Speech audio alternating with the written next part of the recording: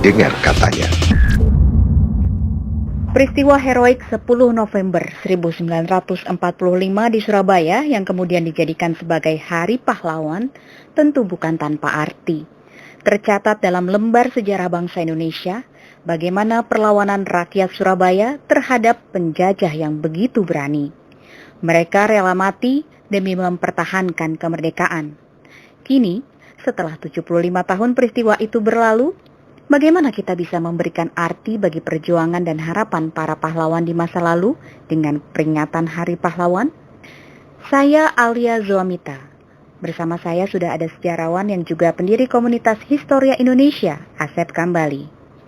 Kang Asep, bagaimana kita bisa memaknai lebih dalam dari Hari Pahlawan yang setiap tahun kita peringati? Yang paling penting adalah kita memahami betul sejarah perjuangan dari para pahlawan itu. Nah, dari situ kita akan mengetahui nilai-nilai apa saja yang dapat kita teladani. Nah, misalnya pahlawan itu kan dia rela berkorban, kemudian pantang menyerah tanpa pamrih dan lain sebagainya, termasuk banyak hal yang dilakukan oleh para pahlawan itu adalah keteladanan.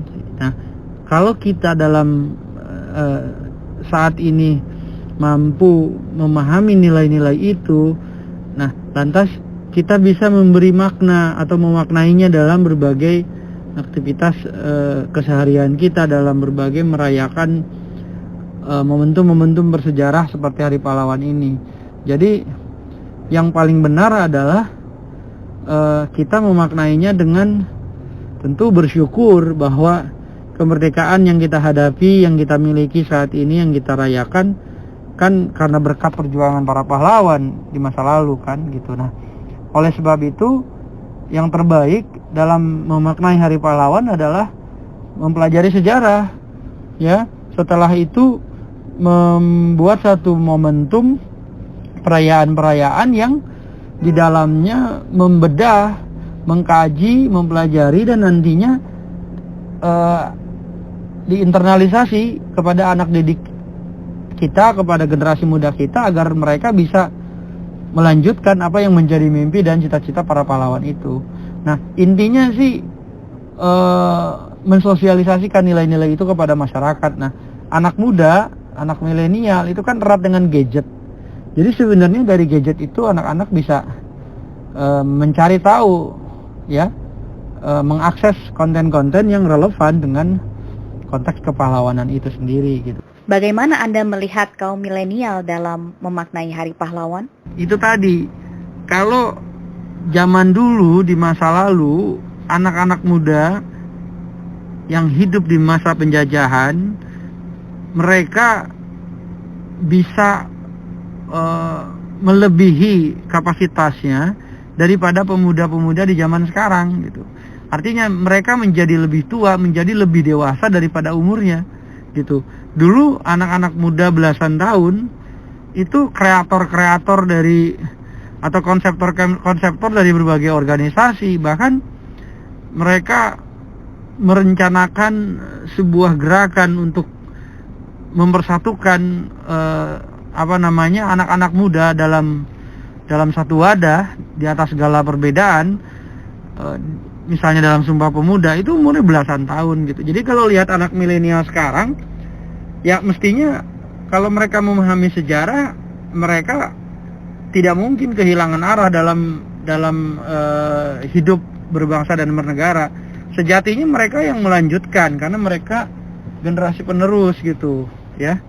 Seperti itu. Nah, oleh sebab itu saya melihat sekarang generasi milenial yang lebih cenderung lebih banyak mengakses konten-konten negatif, konten-konten ringan, konten-konten yang tidak mendidik, ya. Bermunculan hal-hal yang viral yang justru tidak mendidik, ya. Misalnya seseorang yang makan odading sambil ngomong kasar gitu kan, kok bisa jadi viral gitu ya. Dan itu menurut saya tidak baik gitu. Itu tidak layak, tidak etis untuk diviralkan gitu ya. Itu justru harusnya dikubur dalam-dalam, Kenapa? Karena kalau ada anak kecil yang melihat itu akan jadi dicontoh, dan itu mencoreng nama orang Sunda menurut saya gitu. Nah, itu salah satunya. Jadi anak milenial yang dekat dengan teknologi, terkoneksi dengan internet 24 jam, hidup di dunia digital, ya mestinya mereka mampu memaknai Hari Pahlawan ini dengan benar, yaitu dengan belajar sejarah, dengan melakukan hal-hal yang konstruktif ya untuk membangun kapasitasnya, sehingga harapannya dia akan mampu menjadi penerus dari apa yang menjadi cita-cita para pahlawan kita itu. Nah, Kang Asep, bagaimana menurut Kang Asep kaum milenial mengimplementasikan pesan-pesan dari peringatan Hari Pahlawan? Kalau dia nggak paham tentang nilai-nilai atau semangat kepahlawanan itu, ya dia nggak akan bisa mengimplementasikan. Bagaimana mau tahu pesannya kalau dia nggak belajar sejarah gitu. Jadi dia harus belajar dulu tentang sejarah perjuangan para pahlawan itu, jasanya apa saja, sehingga pada konteks kekinian dia bisa menyerap ya, mengambil hikmah, mengambil pelajaran-pelajaran, dan dia bisa implementasikan dalam kehidupannya. Misalnya seorang pemimpin, ada namanya Jenderal Sudirman misalnya ya, dia bergerilya walaupun sakit ke hutan, nyaris 4 hari pernah nggak makan, menjual barang miliknya ke pasar untuk ditukarkan dengan ayam atau daging dan beras untuk menghidupi dia dan 10 pengawalnya gitu ya. Jadi baju dia dan sarung dikasih ke pengawalnya. Kemudian dia katakan, Jenderal Sudirman bilang ke pengawalnya itu, tolong jadikan ini beras, daging dan ayam untuk mereka makan bersama. Coba bayangkan seorang pejuang, seorang pahlawan yang rela ya, tidak dengan kekuasaannya, tidak dengan kesewenang-wenangannya, tapi justru mengajarkan pada kita untuk mengorbankan apapun yang kita miliki demi berdiri tegaknya NKRI, demi berdirinya Republik ini. Nah, mengimplementasikan pesan-pesan itu harus paham sejarah, nggak mungkin kalau nggak ada itu. Dengar katanya.